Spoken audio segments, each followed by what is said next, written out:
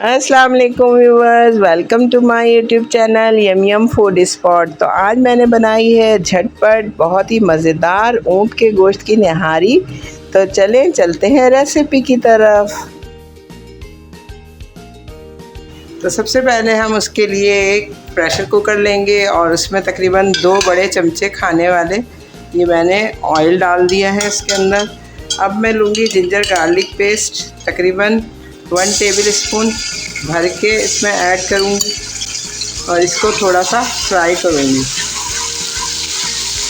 जैसे ही हमारा ginger garlic paste fry हो, हम कोई सा भी कंपनी का निहारी मसाला लेंगे और वो पूरा पैकेट इसके अंदर डाल देंगे। यहाँ तकरीबन मैंने 1 से 1.5 किलो जो है वो ऊँट का गोश्त लिया है, हड्डी वाला। इस मसाले को मैं थोड़ा सा फ्राई करूँगी और उसके बाद उसके अंदर ये ऊँट का गोश्त मैं ऐड कर दूँगी। बिस्मिल्लाहिर्रहमानिर्रहीम। तो व्यूअर्स, आपको पता है कि ऊँट के गोश्त की निहारी बहुत ही बेहतरीन और मज़ेदार बनती है। तो आप ये डिश ज़रूर ट्राई करें, यकीनन आपको पसंद आएगी। और बहुत झटपट और आसानी से बनने वाली ये रेसिपी मैं आपको बता रही हूँ। ना आपको कोई मसाले ढूंढने हैं, ना कहीं जमा करना है मसाला। बस फटाफट कोई भी निहारी मसाले का पैकेट आप उठाएं और इस तरह से इसको फ्राई कर लें। 2 से 3 मिनट के लिए मैं इसको फ्राई करूँगी गोश्त को। और ये देखें माशाल्लाह से बहुत ज़बरदस्त ये हड्डी वाला मैंने गोश्त लिया है। इसके लिए चर्बी और हड्डी वाला निहारी के हिसाब से, और इसके छोटे छोटे पीसेस काट लिए हैं इस तरह के। और अब इसको मैं थोड़ा सा फ्राई करूँगी 2 मिनट।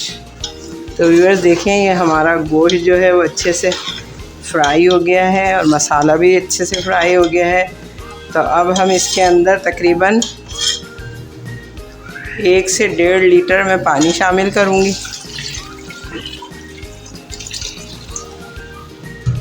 तकरीबन ये 1.5 लीटर मैंने इसमें पानी डाला है और इसको मैं आधे घंटे के लिए प्रेशर लगा दूँगी। तो चलें मिलते हैं आधे घंटे के बाद।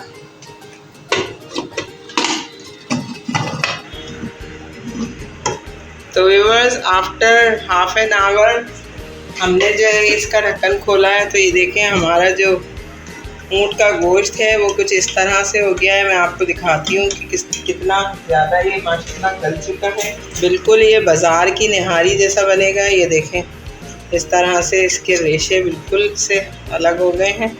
ये देखें माशाल्लाह इतनी ज़बरदस्त खुशबू आ रही है। तकरीबन 1 कप मैंने बड़ा वाला पानी लिया है और उसके अंदर तकरीबन 7 से 8 टेबल स्पून जो है वो नॉर्मल आटा जो है वो मैं डाल के अच्छी तरह घोलूँगी। 6 7। अच्छा, अक्सर लोगों को निहारी में मैदा डालते हुए देखा गया है, लेकिन वो मैदा डालने से बिल्कुल टेस्ट अच्छा नहीं आता निहारी का। और ये निहारी जो है वो आटे से ही बनती है। तो बस इसको अच्छी तरह से घोल लेंगे आटे को, जितने भी इसके लम्स वगैरह हैं बिल्कुल अच्छे से घुल जाएं। तो ये देखें तमाम आटा जो है हमारा घुल चुका है, बिल्कुल लम्स नहीं है इसमें कोई। तो अब मैं इसको निहारी में ऐड कर दूँगी। थोड़ा थोड़ा ऐड करके इसको हिलाते जाएंगे। ये देखें फ़ौरन ही ये गाढ़ा होना शुरू हो गई है निहारी।